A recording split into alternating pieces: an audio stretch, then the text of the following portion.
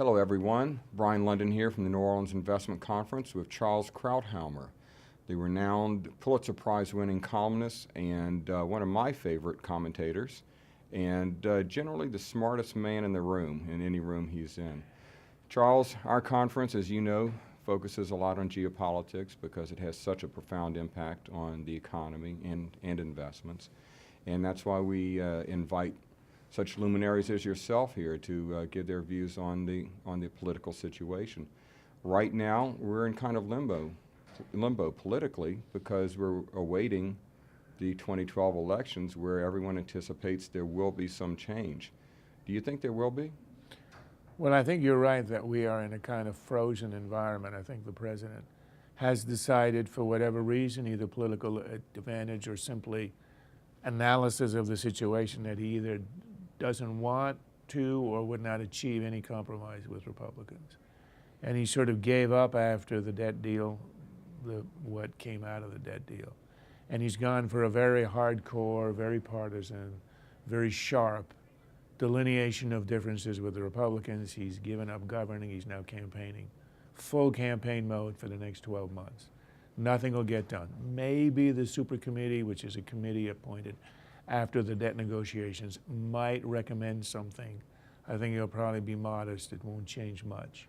We're now in campaign mode. The country's going to make a fundamental decision whether to go in the ideological direction of Obama, stimulus, spending, huge amounts of debt, Obamacare, perhaps another attempt at cap and trade of regulation of energy. That's where he wants to go. That's his agenda. He's announced it. He's worked on it.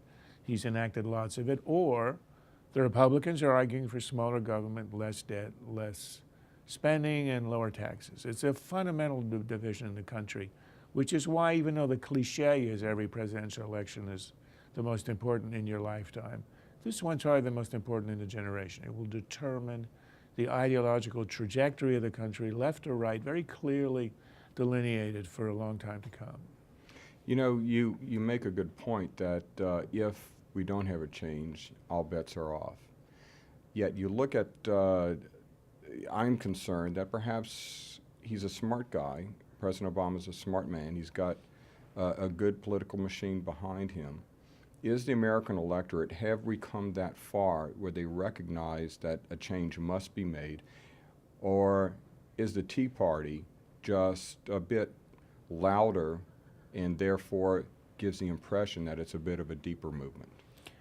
I think it represents a very deep political tendency in the country, and that is unassailable because we have empirical evidence. Empirical evidence is the midterm election of 2010, which was one of the most decisive and lopsided elections. Obama himself said it was a shellacking, and I think it was a clear national rejection of his ideological agenda, expressed through the Tea Party as a kind of a tip of the iceberg, the Tea Party types, people who are more energetic, activists who go out on a cold night and hold a placard.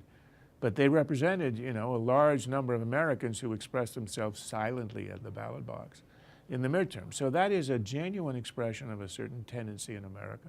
You might even say a majority tendency. If you do the Gallup polls over the last 30 years, the country is 40% Republican, 20% liberal, and now moderates are even, I don't mean Republican, I mean conservative and liberal, and moderates are 36%. So that's, you know, when 1/5 of the country is liberal, you're talking about a center-right country. So I think it represents and expresses sort of a resistance to the leftward tilt of the Obama administration.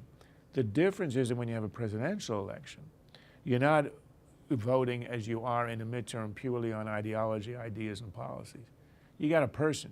You got a personality. You have issues of trust. You have issues of likability, experience. All of that works into it. So we're not sure that the 2012 election will go the way of the 2010 election if you're a conservative. And I think it gives hope to Democrats who think that Obama, a man who came out of nowhere to beat the Clinton machine and win the presidency, which is not easy to do, a very smart man, now with the presidency, with the aura and the prestige and the power of the presidency behind him, has a reasonably good chance of re-election. So I think it's going to be a very tight race. And despite this sort of ideological disaffection with Obama, and to some extent with disaffection over his stewardship of the country, high unemployment, high debt, stagnant growth, I think he has a fairly good chance at re-election, and it's going to be close. And the Republicans will have to come up with a candidate who can articulate the argument against Obama and meet a threshold to be an acceptable president.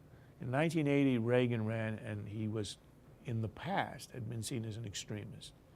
But once the electorate became comfortable that he was a reasonable man who was not extreme, genial, affable, and a president, a plausible president, that election was over. Great thoughts, Charles, as usual. I know you just got off the stage, a standing ovation at the conference. We look forward to your presentations tomorrow and next year, hopefully. I always enjoy being here. Love the audience. It's a great conference.